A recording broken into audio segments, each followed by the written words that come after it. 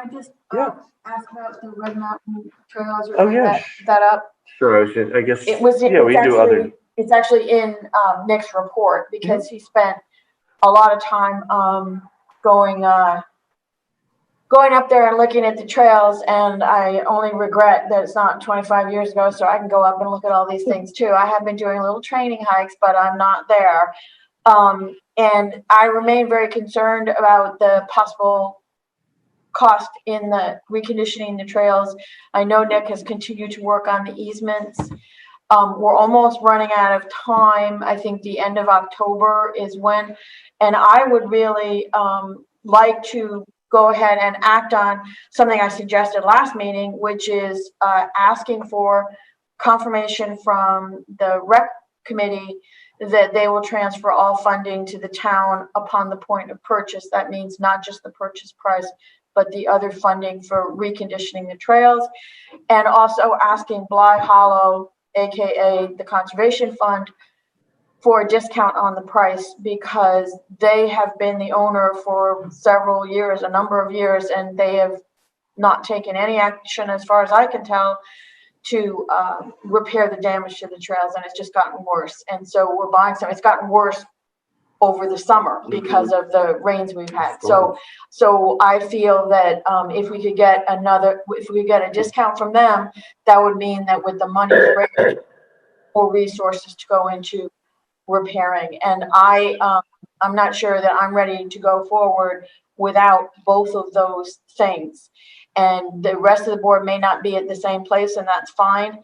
So we don't have to act on this tonight, but I think that since the extensions we have run out, I believe at the end of October, Nick can correct me if I'm wrong, by the beginning of October, we should know where we are with the easements. We should know where we are on these other things, or at least be sending letters to these other entities stating our position.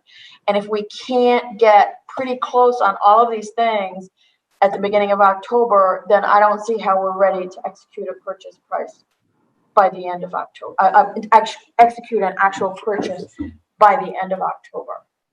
So Cynthia, with your concerns, and I'm just looking at the calendar, we have a meeting on the our next regularly scheduled meeting is the 27th of this month. And then that would put us at the 11th, but either Nick or Janet, that's Columbus, that's bank holiday. So we're probably looking at not having another meeting until what, the 18th? Is that correct? Well, Matt, I actually did schedule it for the holiday. I try not to do Monday ones, but because we have the water board in October too, I don't know. Originally, I did have it for that. I mean, we can change it. I was just figuring that we didn't. Water board too. But if we have a meeting on the 11th, then I think we have to have that data so that, because if we're due by the end of the month, like the 11th is kind of cutting it close, right? Well, it is. And the thing is, I don't know, I don't want to speak for Glenn. I've tried to share all my thoughts with him and with Nick, and I don't want to speak for him. And I know the other board members may be in different places, but to me, it's having the plan and having the guarantee about the money and getting a reduction in the price from TCF, along with the easements. And I'm not sure the easements are all nailed down either. I mean, Nick's really got a lot. So I can give at least a 50-cent overview on that. What we're focusing on at this time in the one or the two easements that need to be in place for this initial purchase to work. And then we can work on the other easements once the property's in our hands, is the eastern access Torrey Lane, which is two of the properties that are required to get up the mountain. That is the parking access. That is the access that grants us eligibility for the funds. So that's the only two easements that work in conjunction that need to be in place at that time. Meryl is working on those right now. What do you mean two? Torrey Lane and? It's Eric and Smith. That's the two that are necessary from Torrey Lane to the top. Those are the two. So you're saying that in order to buy it that's all we would need? The northern access, the secondary accesses do not necessarily need to be reaffirmed for this grant. The agreement that supplements the deeded southern access from Heritage Hill is not necessarily relevant to the grant itself, nor is the northern access from Sandgate. We understand the western access from Wilcox Road is 100% out. We expect that we will be putting in the relevant signage. We've done the due diligence to say what we need to say at that turnaround to explicitly say that you may not park here to use this as a recreational access. You will be towed if you do so. But to make clear that the parking access for this property comes off of the eastern side under these new easements. As we've discussed plenty of times before on this, that these are all important caveats that are relevant to this project, but providing that parking access is the key. It's the only way we get the grant. It's the only way we get this project executed. And I recently did send maps of that trail to Vermont Land Trust, which had no issues with them as presented. I also I took GPS data, I reviewed citizen GPS data from the other accesses and looked at grade and what the inferred trail conditions are from the speed of the hiking and things like that. I spent a lot of time down in the data on this in a way that makes me feel comfortable, where I logged the data on the trails myself in some of these cases. In other cases, it was logged by citizens who've been using this non-posted property. But we were pleased that we were able to go out and review this data to feel like we're approaching this project with a really data-driven approach.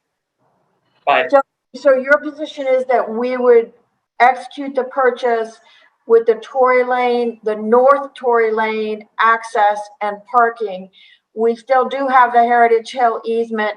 It's just that the best path is not going on that easement, and there are erosion concerns there. So you're saying we would just keep working along on that and keep working along on the Sandgate, yeah. And that would be the approach? Yes, and honestly, the Sandgate access would be improved with a more diligent approach that involves more stakeholders than we were going to be able to have time with at the late hour at which we were alerted to the best path to the top of that mountain from the north.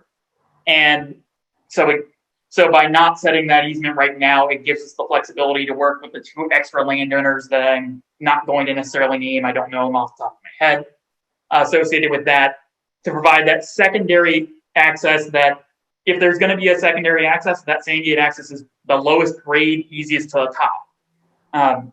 So that would provide the thing that is well demanded, that is an easier way to get to a lookout on this property if that property is in our hands.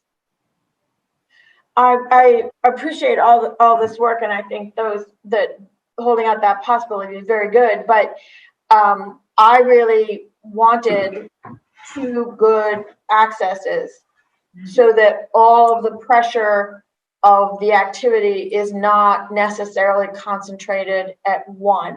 Mm-hmm. And I think that that's really important, because otherwise, just as the Wilcox Road people didn't like the idea of being the only access, why should the North Tory Lane people have to be the only access? So I'm not sure that I can support going forward if we really only have one actual access, but we'll see where we end up.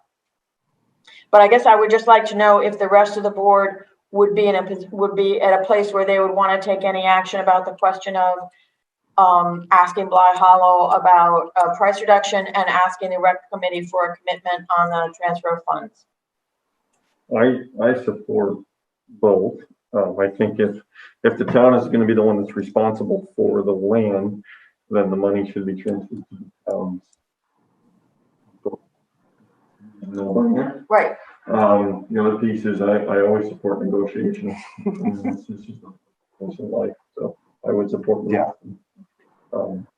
But that's my opinion. And I agree. I mean, I'm a negotiator, right? So I'll always ask for a discount. I do.